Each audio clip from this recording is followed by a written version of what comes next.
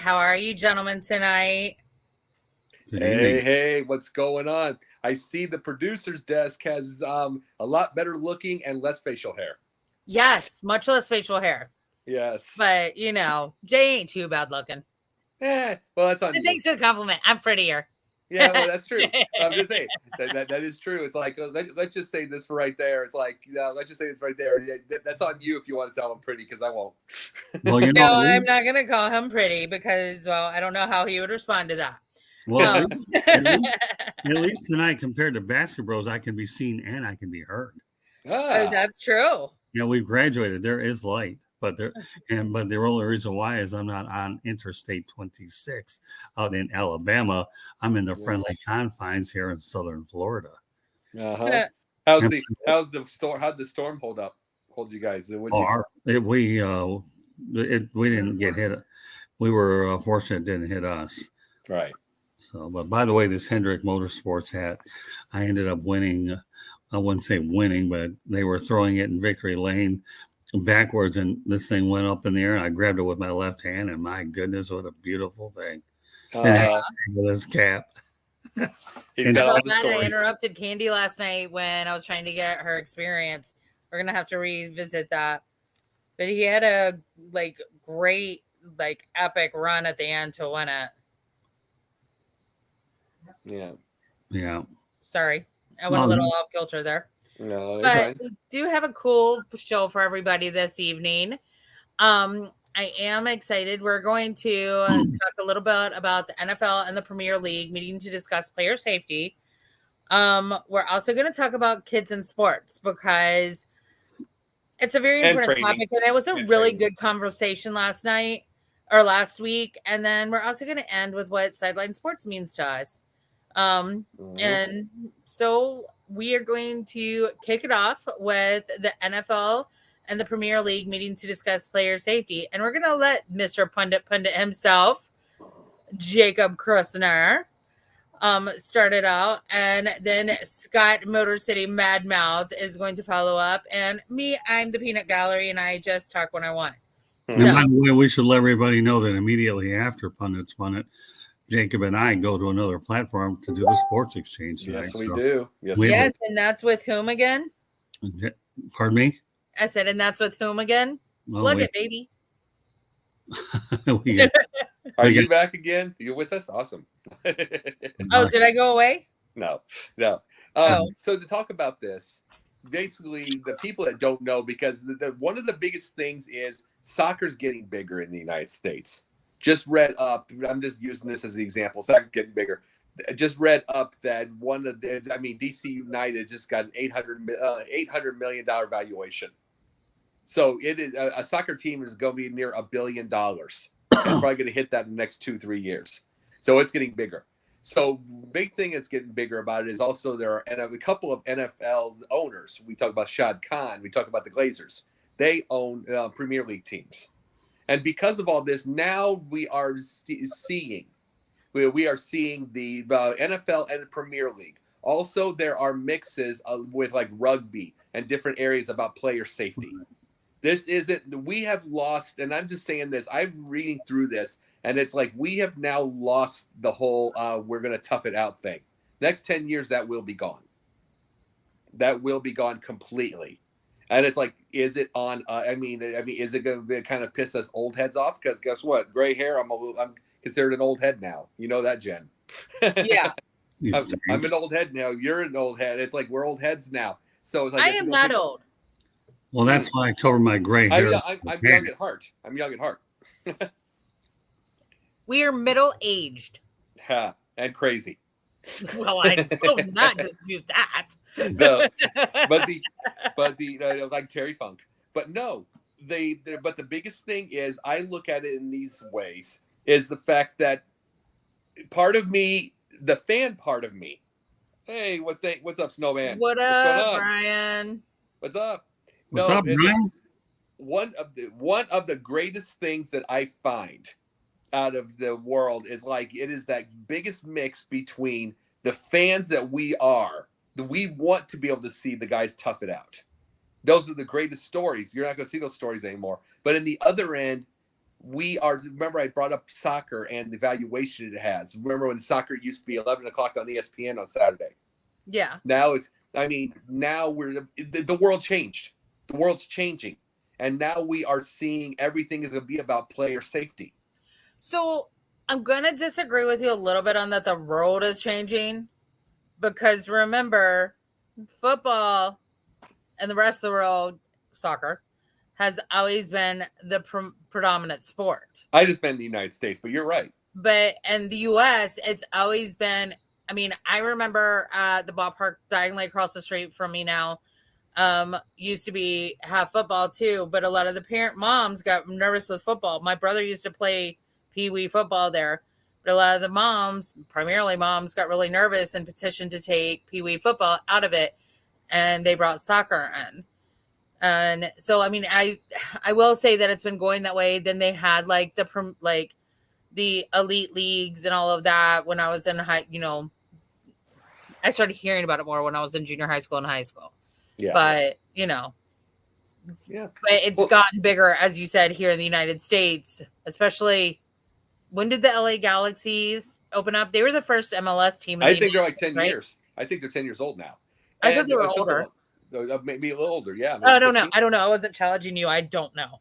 Oh, no, but it's like soccer. But like I said, though, soccer now has Kansas City and St. Louis both have their own standalone stadiums. There's a women's stadium around, I believe, in Portland that is standalone. They're not just sharing football stadiums anymore. And so those worlds that see in the United States, it is. I used to say this about the World Cup, and I still say it to this day. If the United States wins the World Cup, it will be the most hated country in the whole wide world, much less now. They will be, because reason I say won it before? Huh? No, well, yeah, like 64 or something, some crazy number. What? But men's, I don't think they've ever won it. They have. The United States, like in 64 or something. But the thing about it is, if they won it in this era, you got to realize how many of these countries now they win the World Cup, you are a national hero for 4 years. And it's like, and if you lose, like remember in Colombia, 1994, you lose and then they kill you. And it's like, look at these countries. Us, we just get in on the ride and we just wave the flags. And imagine if we won the World Cup and did everything. Football season. Okay. No. The furthest the U.S. has ever gone in the World Cup was in 1930. And we lost to Argentina in the semifinals. Oh, they never won it? I didn't think so. According to Google. I thought it had won. All right, let me go out there and throw the age card at you guys. You guys are talking about Major League Soccer, right? I mean, come on, Scott. This was 50 years before you were born. Yeah, well, I got something. 20. Yeah, but you're ready. I know this is not a baseball show, but I'm about to throw you to a little bit of a curveball, okay? All right. I started covering soccer back in the 80s for the North American Soccer League, and I work with the Fort Lauderdale Strikers. How do you like that? And they used to have a North American Soccer League in Detroit called the Detroit Express that played at the Pontiac Silverdome. And you guys are talking about Major League Soccer, and you know what? We can talk about it because we cover Inter Miami right down the road from us in a pretty nice stadium, and they're building another stadium in Miami. So I have a bit more of a history with this sport than most people even think I do. But no, the thing is about player safety by itself. It's where do we, now that I've said that they're not going to let them really tough it out the way that we know it anymore, where does it really draw the line? Let's just say in all sports. Like we brought up on Confidential, one of our shows on Tuesday nights, 11 o'clock, Sideline Sports. Where do we draw the line? Do we get to a point where we never see a complete game ever again? I don't think it's that. I think it's when you have a player, you're more, I think this is a toss up. Okay, I honestly think that players in baseball, if they went to wearing the helmets throughout the entire game, would be more safe. But whenever you see a player take a legit head injury, that player just needs to be out for the game. Yeah. There's a reason Luke Kuechly had that specialty helmet made specifically for him. He didn't request it, but he had it. But then you see a player like Tua, like Cam, like Patrick Mahomes. Like, out of those, Andy Reid's the only one who cared. Like, Patrick actually didn't have a concussion. He did not. He truly 100% didn't have a concussion. But you know what? Andy Reid played daddy card and sat him down for the rest of that game. And good for Andy. Yeah. Good for Andy, because that's what's most important. And I've said it before. Like, that's what made me frustrated with Ron. He never gave Cam a chance to heal. Well, and the biggest thing is, I remember one of the things, the whole story of Mike Tomlin when Ryan Clark wanted to play after sickle cell. He had a sickle cell problem. He wanted to play. And Melfar was talking about this last night. Yeah. He wanted to play, and he's like, if you were my kid, we wouldn't even have the conversation, much less anything. It's like, Mike Tomlin, to me, is one of the classiest. I think it feels like he started it all, because he did a lot of things. He did a lot of things protecting his players long before the NFL did. I'm not going to say Tomlin started it all. I'm going to go with, there have always been coaches, but Andy Reid's been in the league a hell of a lot longer than Tomlin.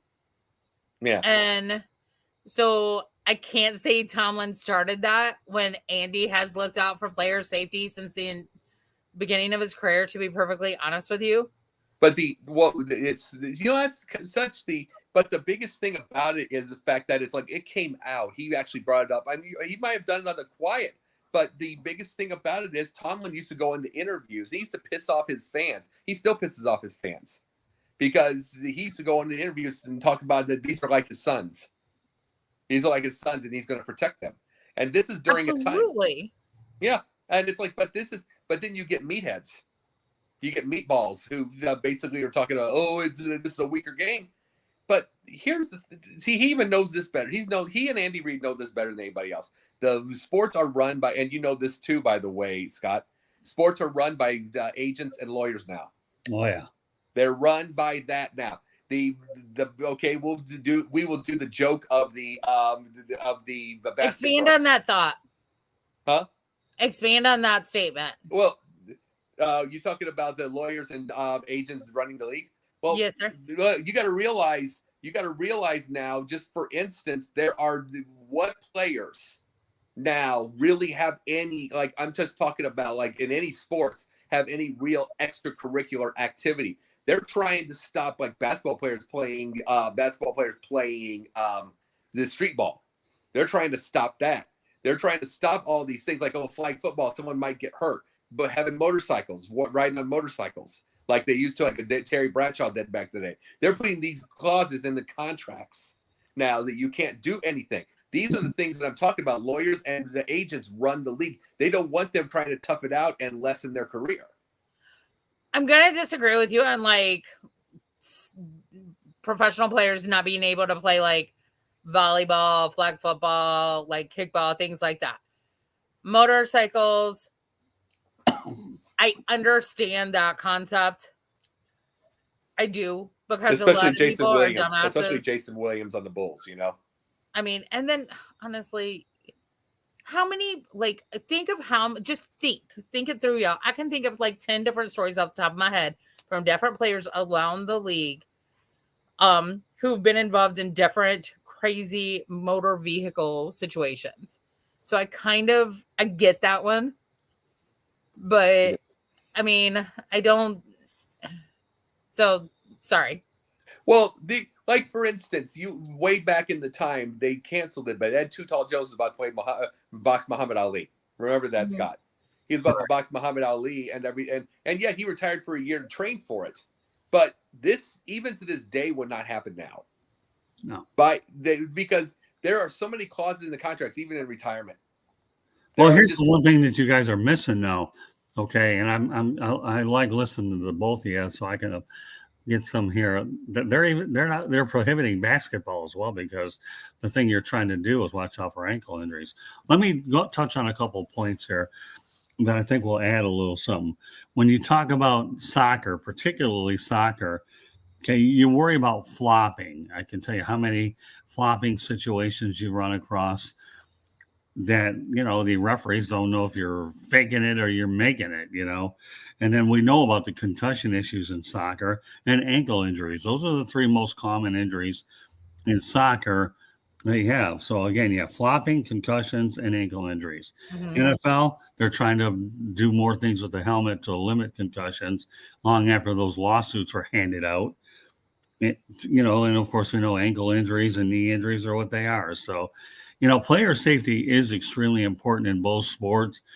And it's amazing how the irony is football, okay, and football, okay, are trying to get it figured out together how to coordinate some of the key areas for which you could really be hammered, so to speak. Well, you brought this up, though, but you brought this up, Jen. Luke Kuechly. You brought Luke Kuechly. We can bring up another, Andrew Luck. Lawyers and agents bringing that up about they run the league. They don't want a 6-year career like Andrew Luck's. They don't want Luke Kuechly going out early. These are studs. Yeah. These are stars. Yeah.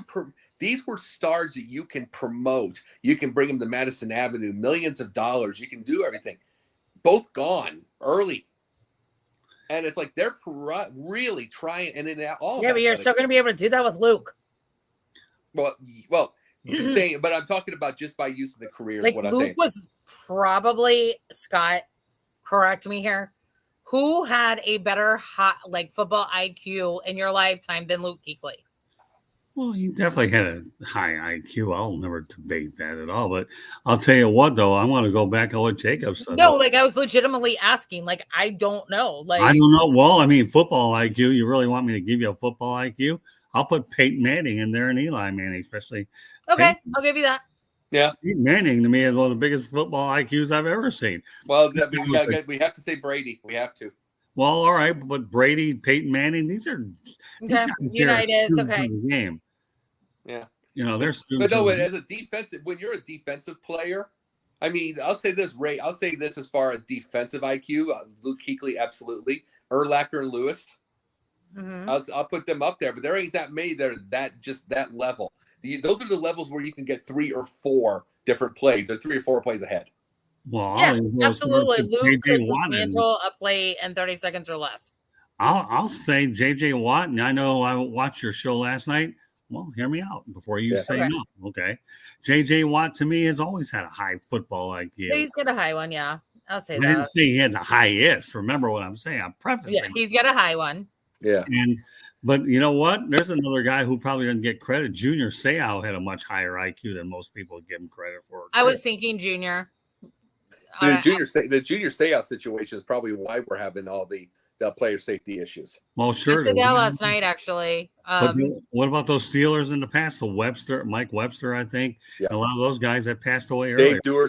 Dave Duerson also. Yeah, David, he's another one. So you talk about, and now look at Jim McMahon, the only legitimate quarterback in Chicago Bears history. And this guy's in La La Land. He doesn't know where he's going either. But he knew how to wear a good headband, and he knew how to antagonize Pete Rozelle. He did. Yeah. Oh, yeah. No. Style. Jim McMahon, and this is from so when are they meeting to talk? Or is the they're NFL? in London. They're in London. Because are they meeting now NFL. to talk? Yeah, they're in London. This is the whole NFL. We did see because they're having the next 3 weeks. They've had it with London, Germany, throughout Europe and everything for the next 3 weeks for the games. So so they're meeting so they can talk and also talk about the NFL expanding all over Europe. Yep. Okay. Yep. It's no, but it's like you brought that up with McMahon. You're talking to the guy who grew up with McMahon. That was my first 5 years. First 5 years, watching them. And the one thing about McMahon is if he was 225 pounds, he'd been a Hall of Famer. He was tough, but he just didn't have enough body size. He was one of the smartest quarterbacks I've ever seen in my life. Oh, I wouldn't doubt that one at all. Let's face it. If you're wearing a headband that says Rozelle on it and you're looking to get under the commissioner's skin, he knew how to do it well. He really did. But I think the best quarterback in Bears history goes back to 1943. I think was it Sid Luckman. They've had no quarterback consistency in the last 80 years. Yeah. No, don't forget Bobby Douglas. Oh no! I remember watching Bobby Douglas when the Lions played the Bears when I was living back home. I agree. My first year, I saw Rusty Lish. Oh, yeah, but that was horrible. But we're talking Sid Luckman in the 1940s. I mean, for them to go through, hey, listen, Rex Grossman got you to a Super Bowl and got laughed at. But, I know we're not talking quarterback. We're not talking about a quarterback show. I segued us into football IQ, and then we went from there. And all the Bears had to do was let Orton hand off and go 140 yards. They would have won that thing. Just because they would have just run it down the Indy's throat. That just was unfortunate. I've got a question. Turnovers. Yeah. And I'm segueing us, by the way, just so you're aware. Sure. Do you think these quarterbacks, and I'm going to toss in Unitas too, because, greatest. With Unitas, if these guys didn't play sports as children and football and learn how to run and catch the ball and really hone that skill, where do you think these quarterbacks would have ended up? Where do you think football would be? Where do you think MLS would be? MLB? Well, one thing about it now, we're more specialized. This is the big thing. We brought this up in the last week. The whole thing, this is part 2, by the way, folks, and it first started with the training. It started with training. We talked about it last week, how there are people because that was the only one who was like, it's good for kids. Yeah, right. And it's like, no, I'm just saying, bringing up the idea that we're training them too heavy that early. Like I'm talking about putting them in the weight room. But now I'm going to bring up the second part of it, sports. The thing about it is the fact that there's a lot more specialized now. I talked to a person today who was talking about he had a 15-year-old granddaughter, and they're doing all year round softball travel teams. Cool. And great, awesome, everything like that. I know somebody that has a couple of kids in softball. They're doing awesome. But the biggest thing about it is the fact that Wayne Gretzky used to say it himself. He put the sticks away in the winter, as great as he was. He put the sticks away in the winter, and he thought he could be the next whatever, Nolan Ryan, whatever. You know what I mean? He thought he could be the next pitcher, whatever. It's like Danny Ainge was one of the, and you know this one, Scott, one of the rare ones that was an All-American in 3 sports. Mm-hmm. Played pro in 2. Right. And played pro in 2. And I think in high school he did 4 because I think he did track. So it's like everything now is so specialized, it's easier to burn out. Yeah. So here's where I'm going to go. Your kid knows what they like. Mm-hmm. I say this is what my parents did with me. I liked this. I did soccer. I did t-ball. Well, my parents will tell you about my t-ball experience. I practiced. Yeah. But I wasn't very good at all. I did gymnastics. I did swimming, which became my passion. I ran, which my father will tell you, him not pushing me to be a runner is his biggest regret as my father because of the natural stride I've had. And I still have it, actually. But your child will pick their passion, too. And you have to let your kid pick their passion. You have to get your kid in with a trainer and a coach that's going to push the kid strong enough. And you know what? After a year or 2, they don't like it. Let them quit. My biggest regret was I took a hiatus from swimming, and I wish I hadn't. You think you could have gone to the Olympics? Nah. I think if I had, I never use this as an excuse, okay? So this is honestly a fact-based statement. Yeah. I'm ADHD as I'll get out. I have been my entire life. Do not use it as an excuse. I use it as a benefit and a tool. Okay. Oh my God. I'm undiagnosed. I know it. I don't care. I know you're ADHD too. Oh, I'm just saying. I'm undiagnosed. I know it. I don't care. I think it's part of my strength. No, but listen to me. With my swimming, had I actually been put on medication younger, I don't know how far I could have gone. With my determination, with my dedication, with everything I put forward, I don't know how much further I could have gone, to be perfectly honest with you.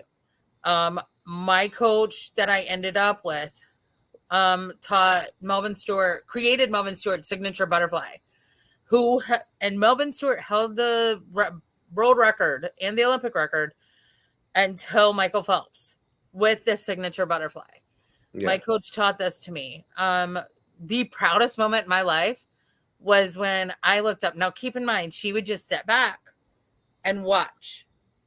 Very, very rarely would she get up and cheer. She would just sit there with her time, like her clock, timing us and marking our time so she could help tell us how. I looked up one day. I did my side breathe. I was like, where's Frankie? I get to the wall, do a double touch.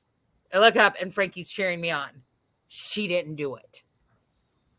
That was after I was put on medication. And that medication just helped me channel everything. That doesn't mean I use it as a crutch or anything like that.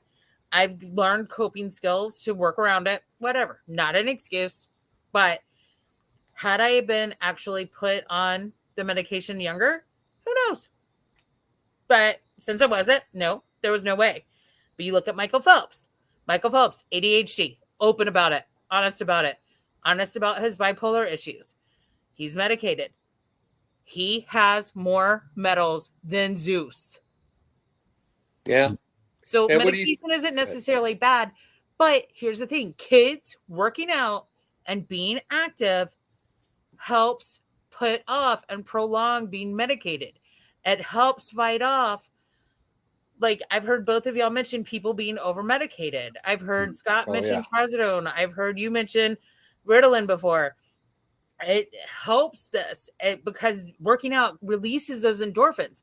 Working out in the morning is the best time. I'm on board, except I really suck at getting up in the morning. Oh no, yeah, and that's my strength. I can get up right away. But the biggest deal, and I'll let you go in a second, Scott. My biggest thing is the fact that I am not talking about working out at all. I'm going to work out 2 or 3 years old, but I'm talking body weight. You know what I'm saying? Well, yeah, that's why you have to do it appropriately. Yes. And so here's the thing. You're going to have that random kid. Look at your Tiger Woods. Look at Michael Jordan. Y'all know what he did. He used to do. He used to hang from the jungle gym sets and stretch to stretch his body. He would hang from the bars like that. Then he would reverse course and hang upside down. Mm-hmm. So he could make him elongate himself because he wanted to play basketball that bad. I don't think Michael Phelps did that. But so what do you think though, Scott? Well, you got a lot of different things going. Well, number one, the sport I grew up playing was baseball. Okay. Yeah. I love baseball. I played it 6 years. I would have played it in high school if my family hadn't uprooted us to the country and I couldn't get reliable transportation. Had I stayed in the city where I played Little League, I could have walked over there and I was a catcher. Not that would surprise you.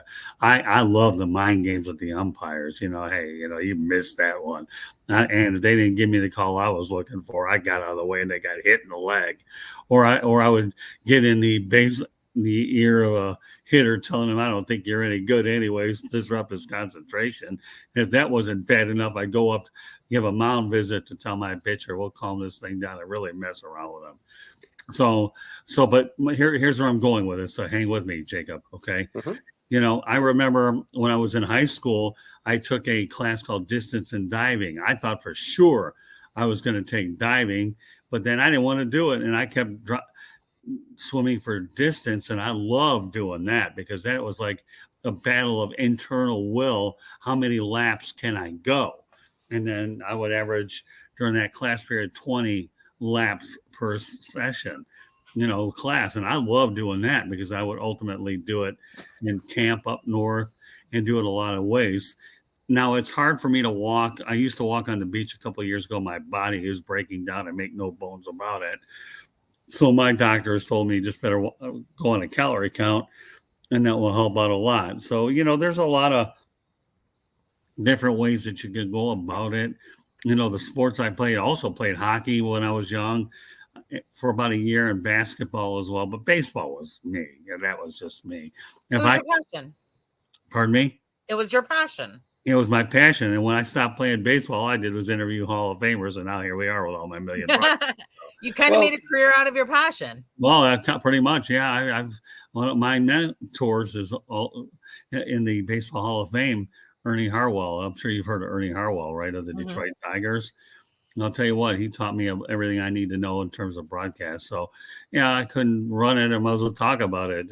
So, I guess to answer your question, when you talk about youth and training, Hi, Benny. to me, it's in you when you find a sport you want to do, and then you stick with it, and then you prepare as hard as you can. And I see where the correlation is between the two. And it's just you have to find the right sport that makes the most sense to you and stay with it as long as you possibly could. Yeah, absolutely. And even if it changes, if you're a kid, as an adult, stay active. Like my friend Benny, one of the most active individuals I have ever met in my entire life. Like he's adult goals for me. Like this man is always out riding his bike. He's with his trainer. He's doing something fun and cool and exciting. And I love it. He's literally adult goals for me. So the relationship goals, well, he's my adult goal. So bringing up your point on like you're talking about with medicine, being medicated and everything. I haven't. There's a thing about me. I mean, I do not regret that I've never been medicated. I do not regret it. Right. Not at all. And it's because I know I'd be a zombie. It's like the part I already know where my strengths and weaknesses lie. I already told you I needed a producer badly. Thank you. Needed it badly. Love you. I love you. I love you to death. You are the strength of this place. That's for sure. You and Jay. I love you, T. But it's like the thing about it though is what makes my brain work the way it does is if you go check my anybody that's on Sideline Sports and on our fantasy league will see I am ADHD when it comes to that thing. I always have the most transactions every year. I'm off the lunch. All that stuff. But here's the thing: some work and it's some work and I blow it away by 60 points. Others work and I murder myself. I don't deny, but it's like at the same time, even with all that, until last year, I'd been to playoffs every single year and blah blah blah. It's like, but mostly because I was playing leagues that people quit halfway through, so I'm learning how to do this now. But see, the thing is though. What way my brain works though is I can write, and I mean someone can ask me about a column and just write the column in about 3 hours, 3 hours, and just on my notes on my notepad on my phone. It just write, no outline, no anything, just write. And I can just go all the way and just write something. Well, you can talk to Rob. We can talk to Rob at Inscriber. He loves my stuff, and I can write that in 2 to 3 hours. It just comes into my brain. I'm done. That's if I go on medication, it's dead. If I go on medication, that part's dead. Not necessarily. I mean, it depends on the medication, to be honest with you. Like when I was on Adderall, I didn't sleep. I didn't eat. I didn't lose any weight, which sucked. But I cried a lot. Like it made me an emotional wreck. I went to my doctor after a year and I said, get me back on Ritalin. I said, this stuff is not cutting it for me. Ritalin makes me a little more reasonable. And yeah. Well, hey, listen, when I wrote for the Tampa Tribune, sorry, Jennifer, and I was drinking beer after a Lions loss, those are some of my best stories. But you have to be an alcoholic then. Well, and my thing was like, not really. When you were, Jacob, we've talked about, both of us have done martial arts in the past. Yes. Okay. So did you think your focus was better when you were practicing martial arts? Oh, good God, yes. Good God, yes. Okay. You just made my point. Yeah, not even close. I remember my teacher. I had a teacher, Mr. Wages. I remember this very vividly. Had a little kid, about 6, 7 years old. He was on every medication you could ever have in your dang life. Mm-hmm. Every medication. I forget the kid's name now. But that's excessive. Hey, listen. Yeah. But it's like they had him, and Mr. Wages literally said to him, "Take him off, Dad. We're gonna have him here. Take him off. You'll have him here." This kid was an orange belt right on a time. on the time frame. And by the time he was an orange belt, he was off all of it. Let me tell you, Off all of it. And it's If like the- this kid became he was a focused monster. Go ahead. if the Detroit Lions are losing to the Tampa Bay Buccaneers, and I'm a Lions guy in their territory, I think it's worth a beer. It doesn't mean it makes it an alcoholic, but my father liked my writing. And he said, I won't tell them, but if you keep writing like this, I encourage you to have a few beers. But that's as far as the alcohol will go. But yeah, when it comes to using regular medication, it does slow things down a little bit. My biggest issue these days, unfortunately, I'll have to admit it, is I drink a lot of Diet Mountain Dew that keeps me really rolling and I don't sleep. I have major sleep apnea. Do the caffeine-free Diet Mountain Dew. I do that at night. Preparing for a broadcast, I need to really crank it up because the one-liners are useless. I haven't slept like the last 2 nights, so I'm drinking real Mountain Dew right now, but I'm going to bed right after the show. Well, one of the strengths I can say this part. One of the strengths I have, if I've drank 150 sodas in my life at 44 years old, I'd be a shock. I don't. That's awesome. Honestly, that's good. I need to. I think my grandma, my uncle, our uncle, he owned a Coke plant in our town. It used to be called Flint Soda, and he owned a Coke plant in the town. And for during that time, and so my grandma would get these. She'd get all the soda, because that was her daughter married to her. So she'd get all this. Oh, of course, my brother, he'd go get more than happy, plenty of soda all day. Here's me. Hey, Jake, would you like a soda with our sandwich or chips or something? No, I'll take a milk. Are you sure? Because grandma's like, I have to pay for the milk. Come on, Jake. It's like, right. It's like, I mean, I'm downing her milk and everything like that. I just did not get into soda. I would drink Sprite when I was sick. I would drink Sprite when I was sick. That's it.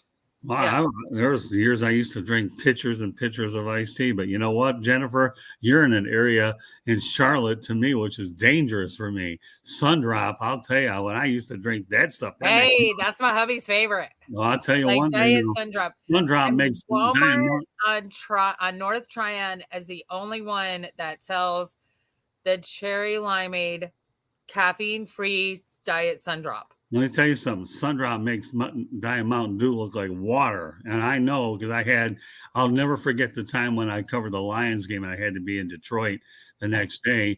I drank 6-pack of that in just a few hours, and boy, my legs and my head weren't connected. That's for sure. But that fuels my one-liners. I got to drink this stuff, How can I make my shows entertaining if the one-liners don't come out fast and furious? I mean, mine come out without the soda. Yeah, well, when your ex-wife tells you you're the Motor City Man Mouth and your wheels are turning, then obviously there's a method for that madness. But let her rest in peace. I don't. Well, if you ever need some Diet Sundrop, Scott, just hit a girl up. I'll do that. I don't have an ex. I don't have an ex to do that. So I just want to. Well, I had an ex, but I have the best now, so it is what it is. Yeah, she's pretty cool. I like her current. Yeah, I have no doubt about it. She stepped up. She stepped up big one time on Sunday when I think 99.9% of these drives with the Motor City Madmouth was breaking down bad. But we got it done. So I'm just gonna we're gonna tidy up this one. I think it was a lot more heated last week, but I'm gonna surmise it. Kids, sports, good. Oh. I'm surmising it's kids, sports, good. I'm surmising it by saying, though, it's like I just want them, because I'm a thought process. I like the idea of a brain, of using their head, to get their grades and get the focus. But I just don't want them overly, because I still have the thought process. If you have someone like Tiger Woods, who at 3 and 4 years old is already winning tournaments, you're going to push that kid to their individual talent. Yeah, that is very, very true. But at the same time, Tiger Woods is also an absolute mess after his dad died. That's true. Well, he was also best friends with Michael Jordan. That's never a good sign. Well, Michael Jordan's personal life is a mess. But I get, and I'll tell you this: no one understands this more than when you lose your dad and everything. Yeah. And mind you, I didn't go to complete hell like that, but when you lose, when your dad is completely your moral center, in every which way, and then you got you into the sport. You called him to talk to him. With Tiger, then that downfall started before his dad passed away. Because remember, his dad started really like becoming a serial cheater on his mom and putting Tiger in the middle of that. Yeah. And so, I mean, his dad did him a couple of favors, but personally, not really. Yeah, I don't know about but that. I mean, I was just talking about the athletic skill. Like, look at, Venus and Serena. Look at Richard did with Oracene. So yes. Yeah. Look at, I mean, hell, look at Richard Sherman. Yeah. Who are you gonna say? Oh, I No. thought my husband was gonna say something. There's some big AEW wrestler in Denver, North Carolina that's been doing this for years. I forgot his name, but he could be doing it. I mean, I don't know. You have to teach to that child's capabilities, intellectually and athletically. Oh, and you see, and there are, and it, I mean, completely and utterly, it's like I'm completely in agreement with it, but I also do not want, because I still remember Marinovich. I still remember Todd Marinovich. It's like that dad flat out abused that kid. I mean, that kid was a stud in high school and then even in college, but he got to the NFL and he still hadn't had a burger yet. Well, I didn't know that, but what about the ball kid? He wasn't allowed a burger as a kid. He wasn't allowed anything. But by the time, I should say college really. But by the time he gets himself to college, everything, all of a sudden he's just hanging out and he's doing all the stuff his dad wouldn't allow him to do. His dad literally thought he had a robot. Interesting. What was I going to say? Oh, Lorenzo Ball. Yeah. You mean Lonzo? Lonzo? Mm-hmm. Yeah. Did I say Lorenzo? I'm sorry. Yeah, Lorenzo. No, and then I apologize, Lonzo. Well, the St. Brown brothers, Amon-Ra, Ecumenius. It's like their dad named them after Egyptian slaves. Their dad makes the LeVar Ball look like Tim Tebow. No kidding. He's nuts. Look at Mary Lou Retton. Look at what was her name? Carrie, who sprained her ankle in the '96 Olympics. Carrie Struggs.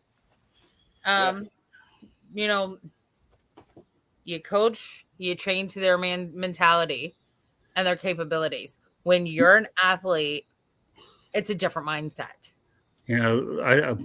Ball to me just got way out of control. His kids made it though. Absolutely. His kids made it though. Well, two of them did. Lonzo right now is having a hard time getting on the court because he's busted up. I mean, two of them did, but I'm just saying though, all of them had made it one time. Well, the youngest ball brother was on our G League. Oh, we got a guest appearance. Who do we have? What is going on, Beard? Hey, what's going on, y'all? I figured I'd pop in. Hi. You're looking like KD tonight. KD?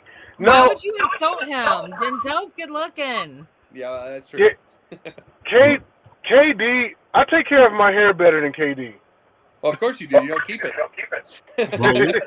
Well, you know what? At least you're driving. You got light on. Nobody could see me, but that's okay. At least I know that you're.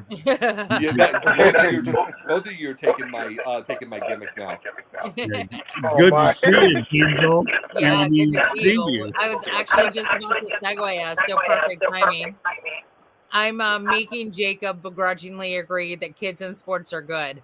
Because you agree, that's not a begrudging. I love kids in sports. Are you kidding me? I played six.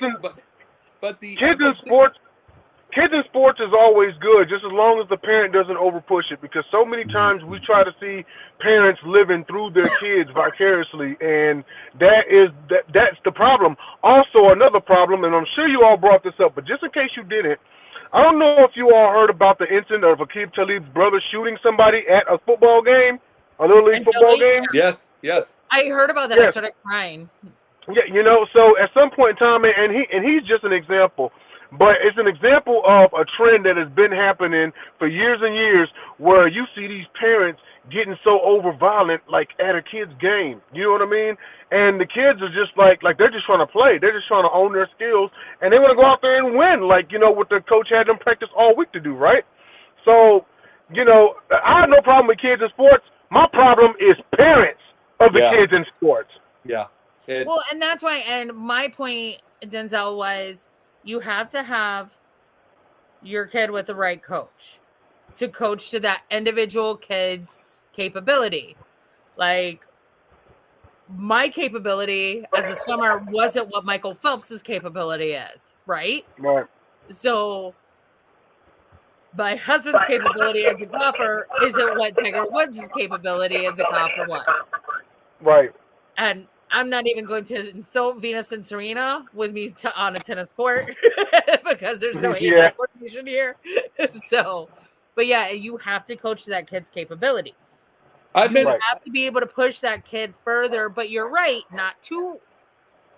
you can't live vicariously through, and you have to let sometimes, and this is key, and it's something I'm cognizant of. When we have kids, I know I'm probably not going to be able to teach my kids how to swim. Well, because your kids aren't going to really listen, but I'll be able to teach all the kids how to swim because they'll listen to me more than you guys because I'm not their parent. Well, and the thing is, and it's like my biggest thing about it is like I've been a tutor, mentor, basketball coach, different things with different stuff. And it's the basketball coaching thing. It's like I have a theory on things because I did this there a little bit. I literally wanted, I'm going to do this again once I get into this thing. It was just a minor detail, but I want to do this thing. I want to teach the kids to think for themselves. What do you see? If I would ever coach high school, I'd want them to. I remember I said this, Jay. Remember what I said? If I was the coach, if I coach the quarterback, I'm not kidding you. If I coach, maybe this looks like that I don't know the X's and O's. Okay, I didn't play. I'll admit that. But guess what? Also, I'd rather hear what did you see and see what they're at than I'm the ones watching a high school game a couple of weeks ago and watching I'm not kidding you, all of you. I saw a high school game a couple of weeks ago where there was a punt and there was a punt formation. They had 2 penalties on a punt formation for because they didn't know how to be able to get in formation without the coach telling them everything. I'd rather them learn how to think instead of the coach having to direct everything. So, okay, here's the counter argument. Yes, you need to know what the player is seeing. Hey, girls. Sorry. Hi. You need to know what the player's seeing. That way you can coach to it. Until a certain level, you still have to, as the coach, you have to make those calls. Oh, even if you're the Tom Brady of the Pee Wee team, fine, you can be trusted to make those calls. But until then, you have to trust your coach to look out for you too. Yeah, I want to look out for him. I don't want you to take them. And your coach has to trust you. To your point, Jacob, to tell the coach what that you were seeing as the athlete. Yep. Well, let me add one thing to this whole thing. When I was playing baseball, my dad was a manager, and to this day, in 1973, he led us to the city championship 21-0, and I was the catcher. And a lot of my friends to this day that were on that team remember calling him his coach. So, it's okay for your own father to get involved. He coached me in basketball and 5 years as well in baseball. And, I'm listening to everything y'all have to say here. But my father, we practiced an awful lot. We were one of the most over-practiced teams, but we were good and we were winning. Right. And I had a chance to take my point.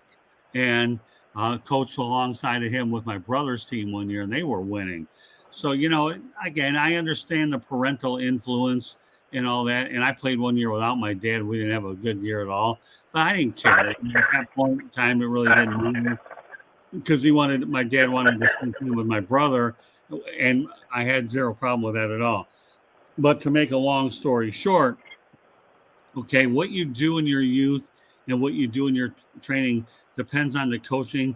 that you have around you, but you don't want them to be too over influential, because the one point that we're missing in all of this stuff here is you still have to have fun. And that's Yes. the thing You have to to me. have fun. Exactly. Yeah. If they can't have fun, it's no good. Period. Well, you got to think. You don't And know my what I dad used to. wasn't a swimmer, but he would also coach me in different ways when I was swimming. But he'll be the best for still. He knows enough about swimming to save his life. But he would coach me in other ways around swimming. Like, and when I picked up cross country, because I also got a scholarship for cross country, like he started coaching me in that again. But there's ways, and it's got to be fun. It's got to be loving. And you know what? No one ever more, like, he would firmly push me, but it wasn't more. It was more than I wanted to do, but not more than I could handle. Makes sense. In fact, and you know something, before we go into our final deal, I wanted to say this. There's a we looked at this as far as coaching. Look at the difference between a Matt Nagy / Matt Rule coach team. I'm just saying this, and Andy Reid. And it's like Andy Reid tells you to have fun. What's the Browns coach name? Stefanski. Stefanski. Let's go with Nagy and roll with Stefanski. Stefanski knows how to coach around his quarterbacks and run schemes. Nagy and Roll don't know how to do that. They're all, let's make everybody a captain. Oh, no kidding. And this is what I was bringing up, though. I like the little spin there, Denzel. Everybody's watched that game on Sunday night with Monday with I'm trying to think, with Mahomes, right? The Sunday. Yeah. They watched that game with Mahomes, right? I watched part of it. I was really pissed off at football. I'm not gonna lie. Look at the things he does. He does these no looks. He does these underhanded shovels. He does all these things. He moves around, and then he does these shot puts into the end zone. And the thing is, this is Andy Reid also saying to people, you have fun, but then you get a Matt Rule / Matt Nagy deal, which is like a robot. You can't have fun. And you're not having fun. You're always thinking of the play. You're always thinking of the steal. And it's like, and when the play breaks down, then you can get nothing really done. And then it's like, what? At some point, you got to have the thing with it, being the coach and knowing the stuff, and also motivating them to be able to use their head. You want to teach them to use their head too. And that's the thing. With the Panthers, the most creative call I had seen underneath Matt Rule's regime was last year against the Washington football team. It was Cam to Christian back to Cam to Tommy Tremble. Result, touchdown. Following week, we go to Miami. Christian, Tommy, and Cam had all had their butts handed to them on a silver platter. Why? They were playing lackluster. They had nothing to give. And I knew then, I was like, Matt Rule laid into them for making up their own play. Yeah, but let me tell you something, though. The one thing you guys are really missing in all of this stuff, when you talk about Andy Reid and you talk about some of these coaches have more job security than the others, too. So they're able to be a little bit looser than others. Yeah, but here's another thing, too. If you don't have the job, to me, this is the truth. You don't, whether it's a player or a coach, if you don't have the job security, shouldn't you be nothing? I mean, there's absolutely nothing to lose. So here's my question with Matt Rule and David Tepper. Well, here's the deal, though. You go two ways with that. You have guys that have a track record for winning. I know Sean McDermott was the guy that was mentioned the other night, and then you've got Andy Reid, and the list goes on and on. So the realization is, if you have a little bit more job security, then you can play it a little looser. If you're fighting for your job, that's a different story. So I know where you guys are coming from. You know, Kevin Stefanski probably has a little more job security than most of any Cleveland coach in recent memory, because he's done something there and he's won.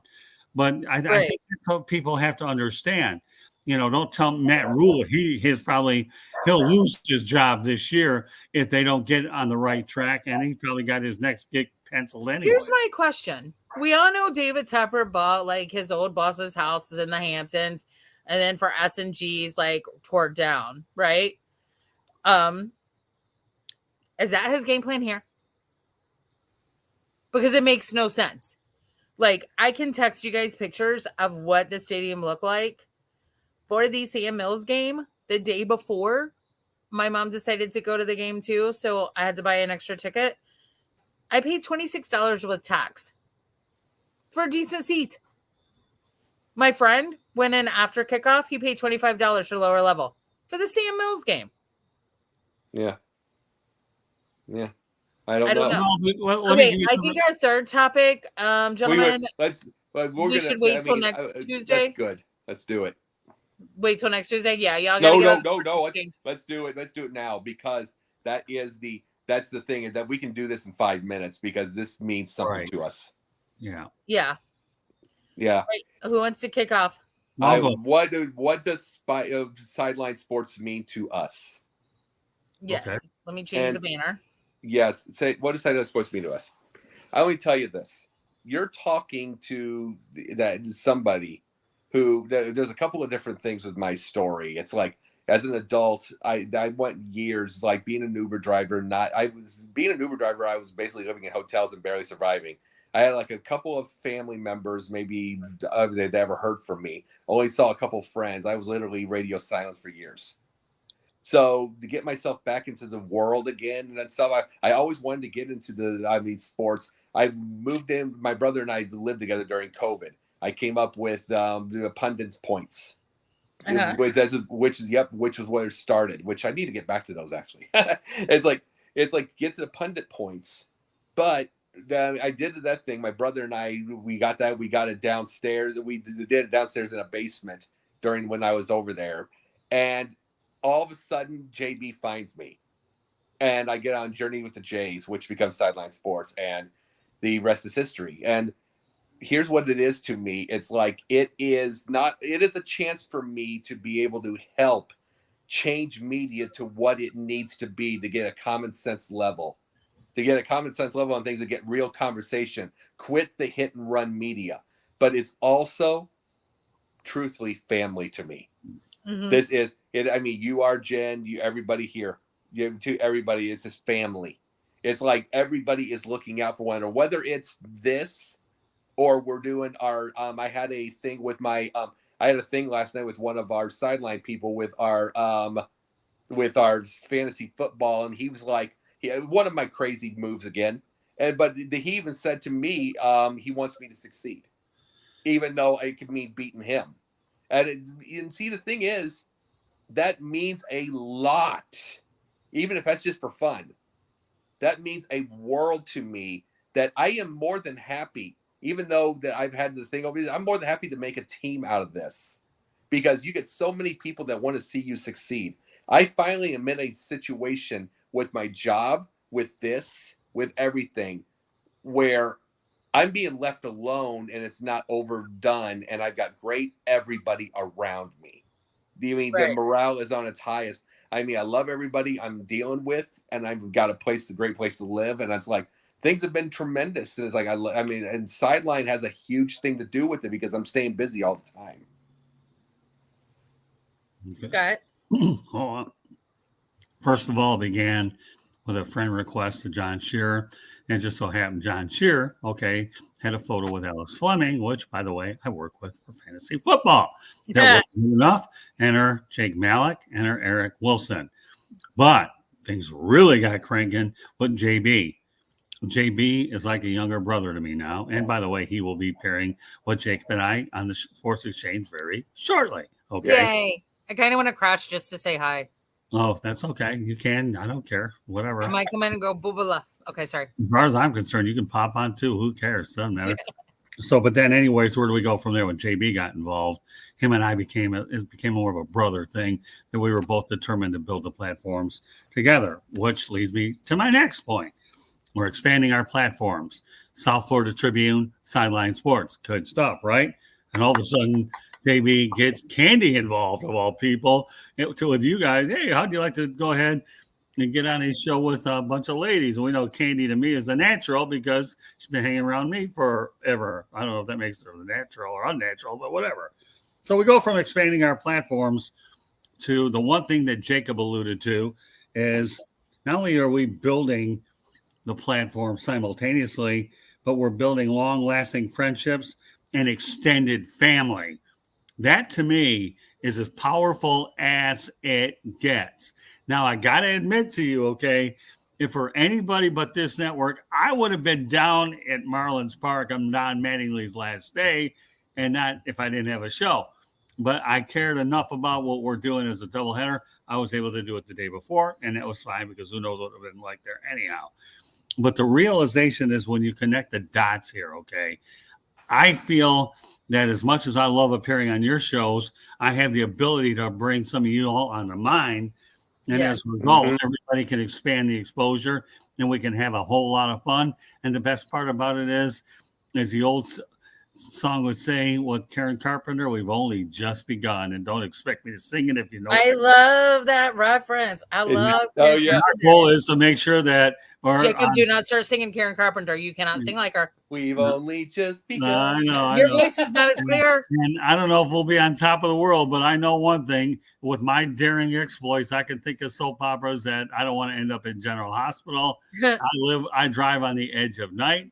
I don't have all my children, and I can tell you right now, I have one life to live. And if you know anything about my channels, you take it there. But at any rate, to summarize it all, the partnership that we've created with Sideline Sports, South Florida Tribune, to me is incredible, and I think that's one of the best things that's happened to all of us.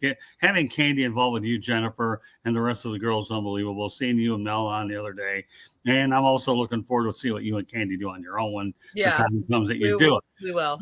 Yeah, and so to me, it's really neat that my wife is involved and all you guys. So I don't think we could be around a much better group of people than we are, and I think that's probably one of the best things that's happened to us all year.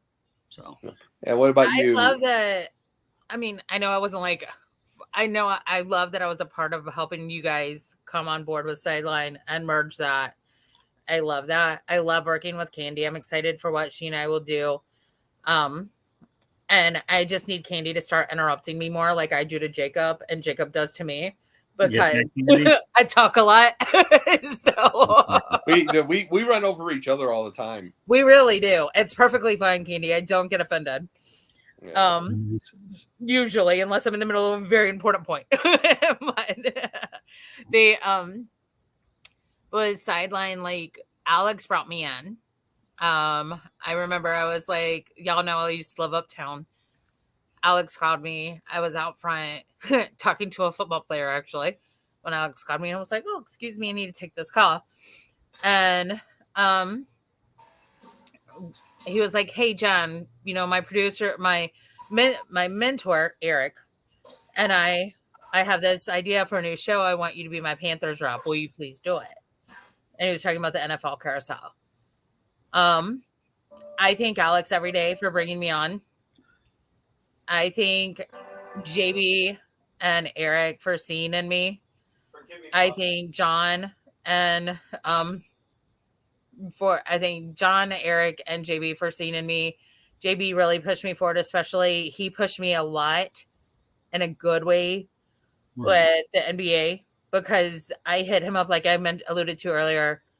I hit him up when he and Megan were creating the NBA carousel, about bringing Will Vogel on for the Hornets rep, because I have yet to meet anyone with a mind like Will's for basketball.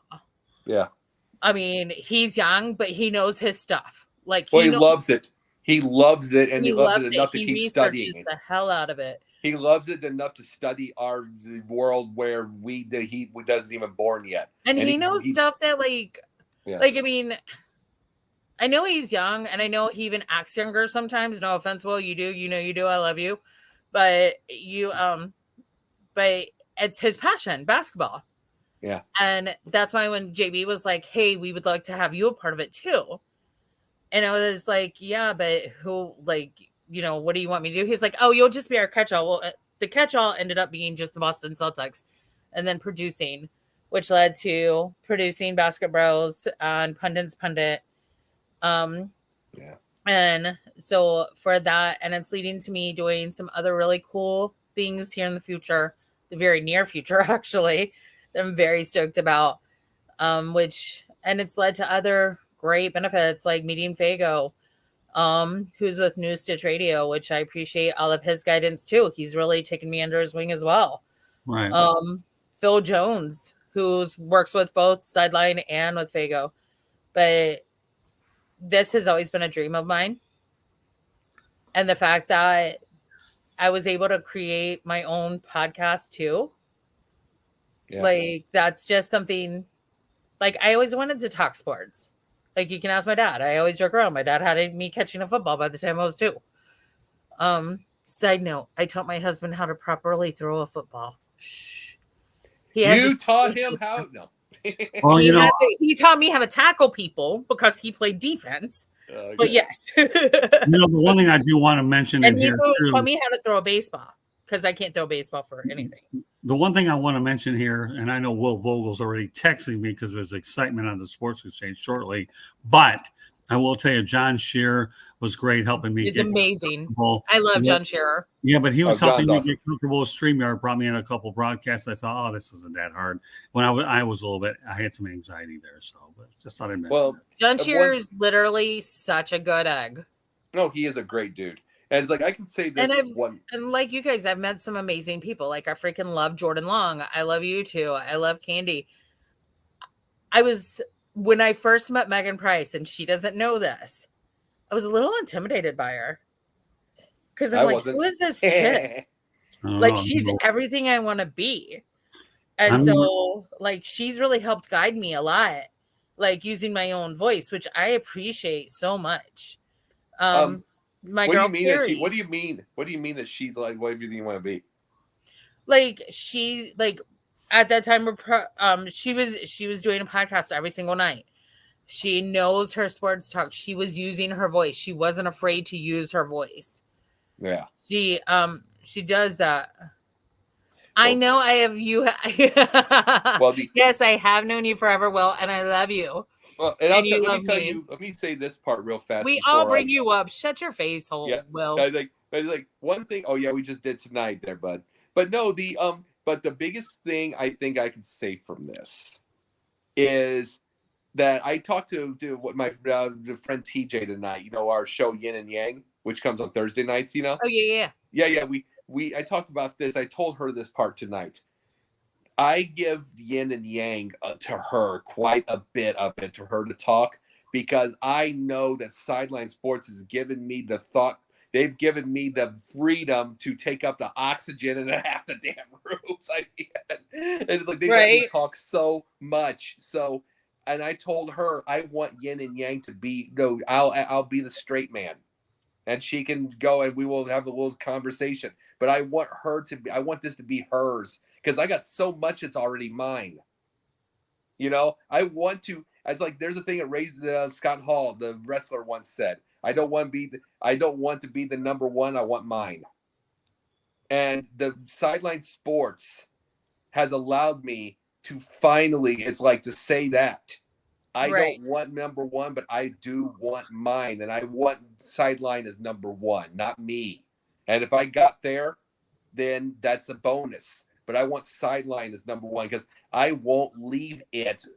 I do not want to leave it. I get the freedom I will not get anywhere else. Yeah. It's been a winner for all I can say is it's been a winner for all of us. And I expect it has been. And I'm forever grateful. And like there are a couple of people that I'm closer to than others. Y'all know who you are. And I don't know much about. I don't know about Megan Price. I've never worked alongside of her. You will. Oh, you'll love her. You'll love her. She's a consummate professional. She also has a radio show. She does in Texas 810. Never worked with her, Carrie Johnson. All I've done is see you guys on the air. You guys do a good job. Oh no! You'll love Megan. And the thing about Megan is she's the confident badass. Yeah. She's a confident badass. Yeah. We'll see if she can handle me. Yeah, she can. She'll school you. Yeah. Politely. You'll be like, wait, what? I just got dribbled and like in between the legs. 3-pointer dribbled in between the legs and dunked. Yeah, well. Yes, thank you. Yeah, then I don't need an ACL. I think problem. it's time for more coffee for me, gentlemen. And you guys are 14 minutes late. And Will, I have known you forever, so I know you're freaking out about time. All right, so let's just get it out there. I'll let you guys know how to get a hold of us. www.southfloridatribune.com. Please follow us on Twitter at Tribune South, and more importantly, please subscribe to the South Florida Tribune YouTube channel. We need all the subscribers we can get to grow this bad boy, so we can even make it better to the bone. So please subscribe to South Florida Tribune. We would appreciate it. Coming up next after Pundits Pundit, we have the Sports Exchange. Jacob and I get to go do it again for a little while, don't we, Jacob? And just to say this, everybody knows what my thing by now. We're running out of time, but I will say this tomorrow night: Yin and Yang, TJ Sanson and I. We got 2 hours because we missed last week. So we got 6 big topics, and it's real nice. And I'll start putting it on our chat rooms and everything. I'll start putting it on our thing and letting you guys watch it because it's a good show. Yeah, please do. Looking forward to being back on Basket Bros over the weekend. At least this time you can see me, and I won't be on Interstate 20 where you can't see me at all. You bet. You're part of it. Oh, I love doing that show. Are you kidding? That's up my wheelhouse, having covered this sport forever. And you can find me on, obviously, the Pundits Pundit on Wednesday nights at 8 o'clock and usually till 9. Then Thursday nights on Alex Fleming's NFL Carousel, followed by Inside the Pigskin with Scott. Then you can also find me on Sundays, usually during the football season. It's more Denzel's producing than I. And then Monday nights during the actually starting in January, Megan Price's NBA Carousel. Tuesday nights, 3 Chicks in a Pod, Chicks and Salsa, and the season just ended. So, Confidential, I think last night was the last episode. Next week, we're doing one more. Y'all are doing. I'm not part of that one. Okay. I can't. Y'all are doing a playoff prelim for the baseball playoffs. Mm-hmm. And then I think that's it. Well, so we have a date tomorrow night, Jennifer. We have a date tomorrow night inside the Pigskin. Myself, Jennifer, Steve Ballesteri, Jeremy, Ballright could probably be on. Am I missing anybody? I don't know. No. There'll be 5 of us. So that's what the plan is. So, all right. Well, meanwhile, Jacob, you ready to do this bad boy again on the sports? Sure is. All right. Have a good night, gentlemen. Peace out.